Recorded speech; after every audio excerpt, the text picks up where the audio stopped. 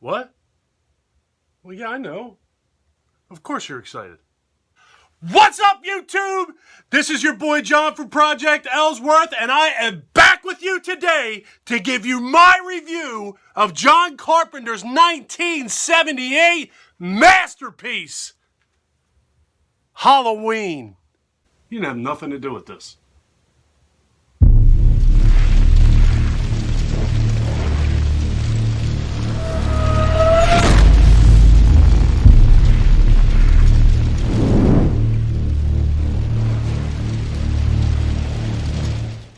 Halloween was both written and directed by John Carpenter, starring P.J. Soles, Nancy Loomis, Donald Pleasance, Jamie Lee Curtis, and Nick Castle as the Shape.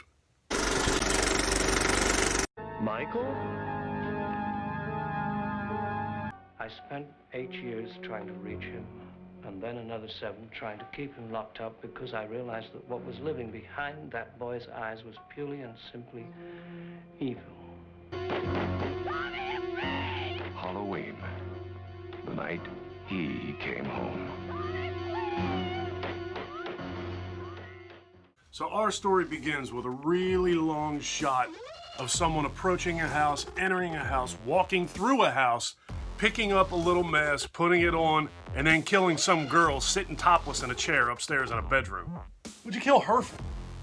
The next thing we see is a little boy in a clown outfit standing in the front yard being questioned by his parents. Turns out that little boy is crazy-ass Michael Myers, and he just killed his sister. Fast forward 15 years, and we meet Dr. Samuel Loomis. He's been Michael's doctor over the last 15 years, and he and a nurse are going to Smith Grove Sanitarium for a hearing that could likely put Michael away for the rest of his life. But as they approach Smith Grove Sanitarium, they get up near the gate and they see that there are patients meandering around. It's dark, it's rainy, they don't know what's going on. Dr. Loomis jumps out of the car to get a better look to see if he can figure out what the hell's going on here. And after he gets out of the car, somebody approaches the car and scares Nurse Chambers to the point where she jumps out of the car.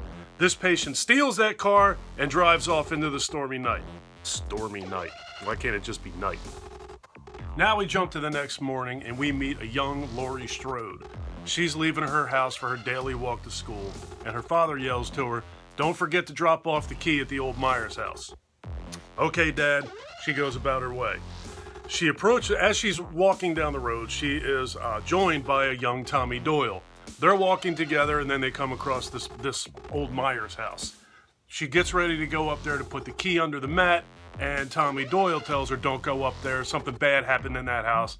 Oh, everything's going to be fine." She goes up there, she puts the key under the mat, and we see that on the other side of the door, there's somebody watching her.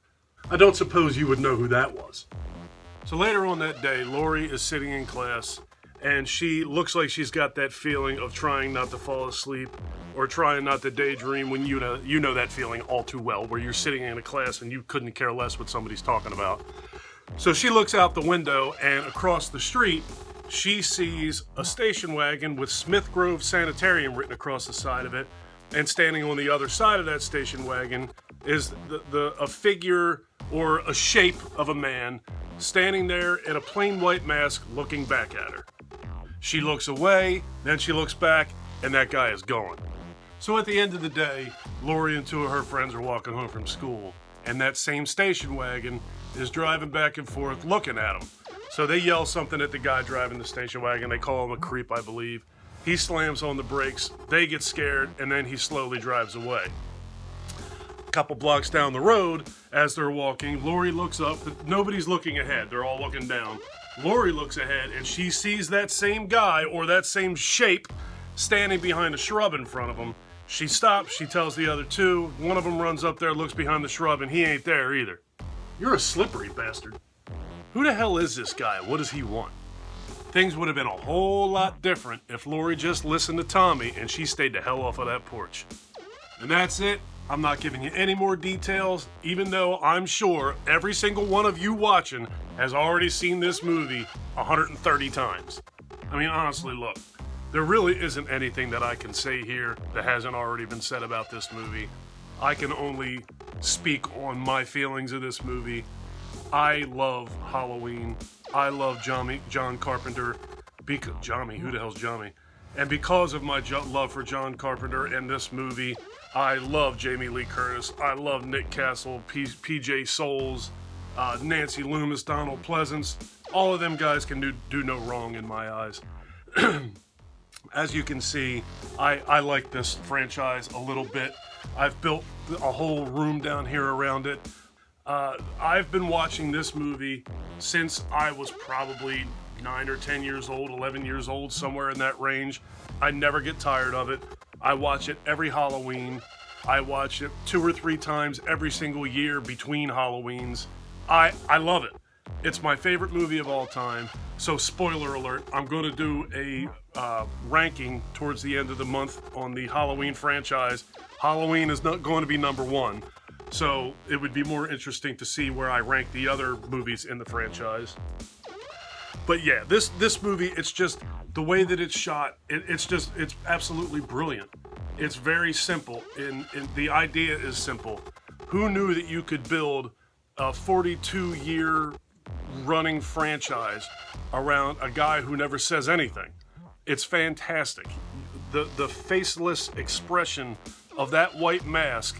Well, I guess it's got a little bit of expression because it's changed numerous times over the years, which I've never been real crazy about that idea. My favorite mask has always been the mask from part 1, and everything else, falls in line behind it. But I get it, I guess, change things up, keep it fresh, whatever. But John Carpenter's very simple idea, John Carpenter and Deborah Hill actually, it's just brilliant. It's spawned a whole slasher subgenre. I know that arguably, the Texas Chainsaw, not arguably time-wise, Texas Chainsaw Massacre was out first. The original Black Christmas was out first. But this is the movie that really kick-started the slasher craze. And it's oddly, this movie came out in 1978, and then there was the 80s slasher explosion, which was basically based around the creation of this movie. We would possibly have no Friday the 13th because I know that I've seen interviews with the creators of Friday the 13th that said, well, look what they did. Let's just try and do that, but with a different character and bloodier and more aggressive and so on and so forth. So Friday the 13th was born out of Halloween, and so were so many other horror franchises, horror movies, slashers of all shapes and sizes, all owe a debt of gratitude to this 1978 John Carpenter classic masterpiece. So, in short or long, I don't know how many of you are still here watching this. This is, in my opinion, the greatest horror movie of all time. I loved Halloween, so my review of it is obviously going to be very tainted. I'm looking through rose-colored lenses or whatever that phrase is. It's just the best. It doesn't get any better than this for me. I love it. I spend a whole lot of time thinking about it, watching it, coming up with content ideas around it. John Carpenter gave me basically almost a whole lifestyle. It's kind of ridiculous, actually. I feel so close to somebody that I never have met, never will know. Maybe I'll meet him one day. I'll get lucky. I've always wanted to meet John Carpenter. I just think it would be the greatest thing in the world. John Carpenter and Nick Castle. I had an opportunity to meet Nick Castle, but the line to meet that guy was basically wrapped around the horror convention that I was at. And had I stood in line to meet Nick Castle, I would not have met anybody else that day. In hindsight, I should have met Nick Castle. It's another story for another time. But, yeah, so that's it. Those are my feelings for the Halloween, the original 1978 Halloween. Absolutely love it. It doesn't get any better than that for me. So I guess that's enough said. I'm going to get out of here. I'm babbling at this point. So I'm going to go. If you guys like this video, please give me a thumbs up. If you really like this video and you've been enjoying my content up to this point, please do me a huge personal favor. Click that subscribe button and ring that notification bell. Take care of yourself. Take care of each other. Have a kick-ass day. And thank you for watching. Later, folks. Good job, brother.